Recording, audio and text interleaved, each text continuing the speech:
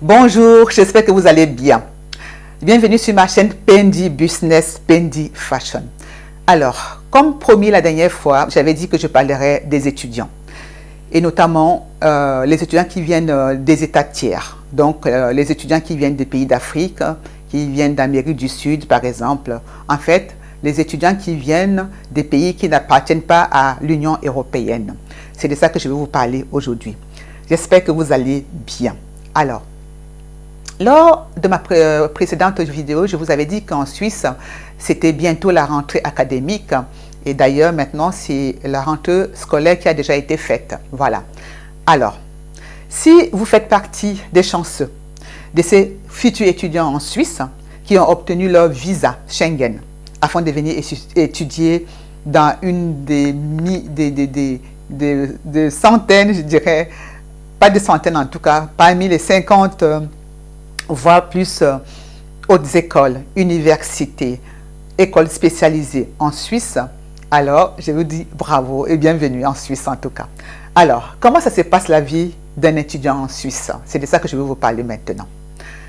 Sachez que lorsque vous venez d'un pays étranger, vous arrivez en Suisse, 14 jours au plus tard après votre arrivée en Suisse, vous devez vous présenter aux autorités de votre canton, le canton où vous avez choisi d'étudier.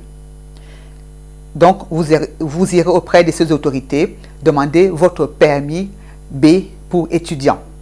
Après avoir obtenu ce permis B, vous faites partie des citoyens suisses, quoi. Vous faites partie de la Suisse et la prochaine étape, c'est d'avoir votre assurance maladie.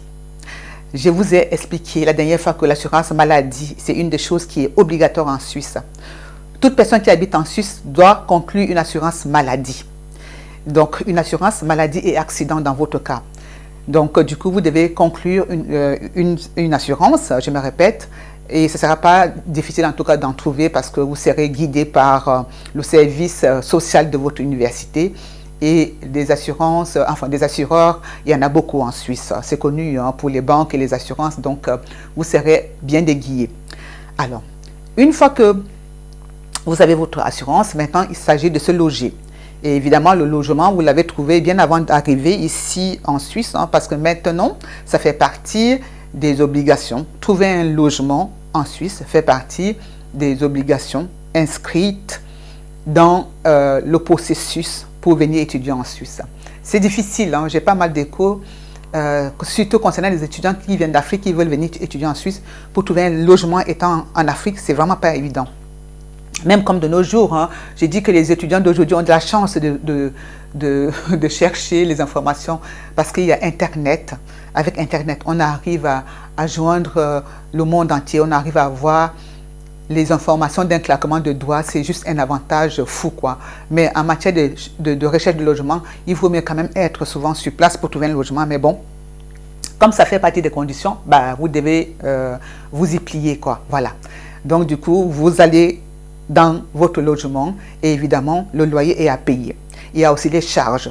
Les charges qui sont à payer, les charges, ça concerne l'électricité, l'eau chaude. Voilà, l'électricité et l'eau chaude. Et si vous avez un téléviseur, vous allez payer les droits. Il y a pas mal de charges aussi à payer lorsqu'on intègre un logement.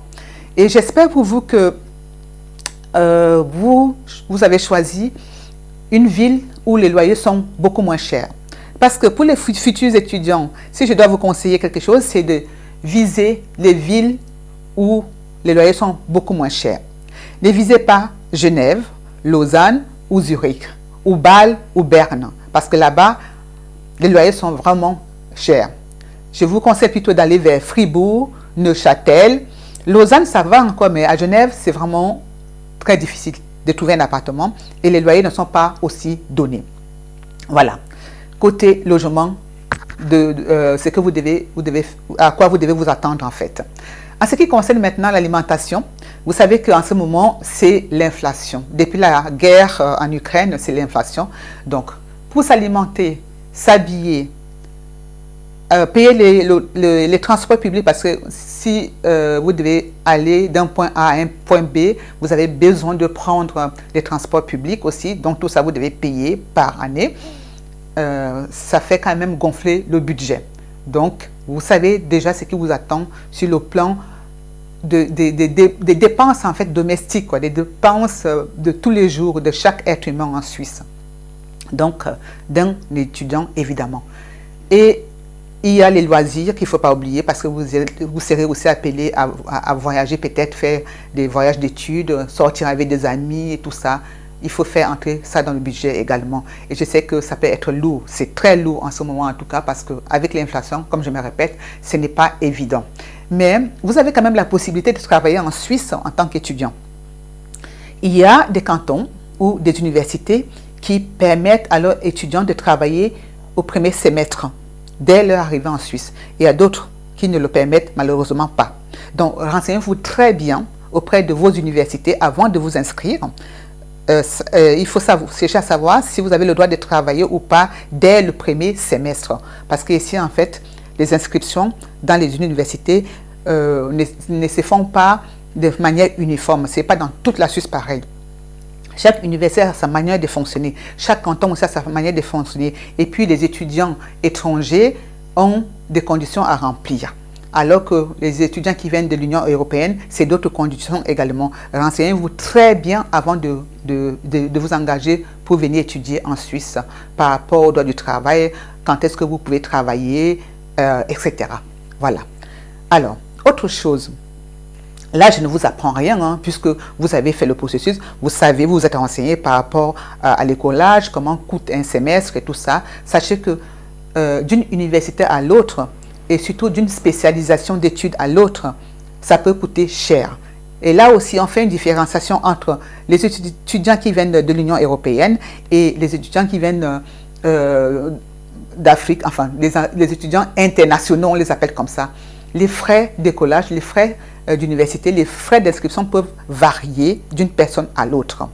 Maintenant, si vous venez pour la licence, par exemple, vous allez payer entre 150 et 1500 francs le semestre. Pour le master, c'est aussi entre 150 et 1500 francs le semestre, pas semestre. Le semestre, ça veut dire 6 mois, maximum 6 mois. Et si vous venez pour le doctorat, là, pour le semestre, vous allez payer moins de 1500 francs, mais à cela, il faut ajouter les frais d'examen de doctorat et les frais d'examen oraux pour le doctorat aussi. Donc, renseignez-vous très bien avant de vous engager. Voilà. Donc, les frais d'inscription sont impactants aussi, ça coûte.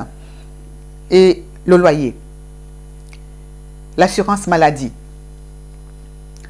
la nourriture, l'habillement. Très, très important l'habillement. Parce que lorsque vous arrivez ici pendant l'hiver, quand il fait froid, vous devez changer de garde-robe, surtout quand vous venez des pays chauds. Vous devez changer de garde-robe. Et du coup, ça peut quand même devenir un peu lourd pour le budget.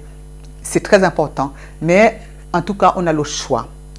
Pour ceux qui veulent s'habiller chic, pour ceux qui ont plus de moyens, ils peuvent aller dans les boutiques, dans les magasins, dans les endroits où c'est beaucoup plus cher. Mais sinon, quand même, il y a des boutiques, il y a des endroits où vous pouvez trouver des vêtements abordables, des vêtements moins chers. Il y a les entreprises sociales qui aident aussi les étudiants. Vous aurez en tout cas le choix par rapport aux vêtements, quoi. Et maintenant, j'ai déjà parlé du travail, hein, vous avez le droit de travailler et vous avez également le droit de travailler à plein temps pendant les vacances. C'est pendant les études qu'on n'a pas le droit de travailler plus de 15 heures par semaine. Vous avez le droit de travailler 15 heures par semaine en tant qu'étudiant pendant les cours. Mais en dehors des cours, pendant les vacances, vous avez le droit de travailler à plein temps. Voilà à peu près comment ça se passe en Suisse par rapport aux études, par rapport à ceux qui ont eu leur visa, qui sont arrivés en Suisse, qui commencent à étudier en Suisse, à quoi ils doivent s'attendre. C'est, voilà, j'ai bossé ce qui vous attend. Mais je sais qu'il y a beaucoup d'informations encore à vous donner par rapport aux études. Il y a notamment les bourses d'études qui existent aussi, hein, pour tous les étrangers, pour tous les étudiants du monde. Il y a des bourses d'études. Vous devez vous renseigner par rapport aux bourses d'études qui existent. Il y a des bourses d'études pour aider les Africains, les Européens, etc. Franchement, il y a pas mal de choses, il y a pas mal d'avantages, mais vous devez chercher. Grâce à Internet, aujourd'hui, vous êtes capable de trouver les informations qu'il vous faut. Je me répète encore, Internet vous permet d'avoir toutes les informations qu'il vous faut. Donc, vous devez être armé, vous devez être connecté, vous devez avoir le Wi-Fi étant en Afrique, vous devez avoir un ordinateur ou un smartphone qui vous permet d'entrer en contact avec d'autres, qui vous permet d'avoir un ordinateur, etc. En ce qui concerne la vie sociale, Genève, enfin, disons que la Suisse étant une ville internationale, vous allez vous faire les amitiés beaucoup plus facilement. Je sais que les jeunes sont beaucoup plus faciles dans le contact avec les autres. Donc, ne vous inquiétez pas par rapport à ça. Vous allez trouver les gens de toutes les nationalités ici. Parce que Genève, enfin, la Suisse, c'est un pays où il y a, enfin, selon les statistiques, hein, chaque année, il y a entre 20 et 25 000 étudiants qui veulent venir étudier en Suisse. Vous voyez? Donc, il y a du monde. Vous ne serez pas seul, vous ne serez pas dépaysé. Et puis, voilà quoi. Maintenant, je vais m'arrêter là.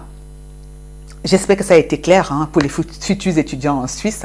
Si vous avez des questions en ce qui concerne les études en Suisse, si votre question concerne les bourses d'études, ça concerne les inscriptions, le processus, comment faire, etc., n'hésitez pas à me le signaler. N'hésitez pas à faire, à travers les commentaires, à me le signaler. Comme ça, je pourrais faire d'autres vidéos, même comme j'ai déjà fait hein, des vidéos concernant les études en Suisse. Je pourrais faire des vidéos concernant le sujet que vous aimeriez qu'on aborde. N'oubliez pas ça. Voilà. Alors, je vais m'arrêter là.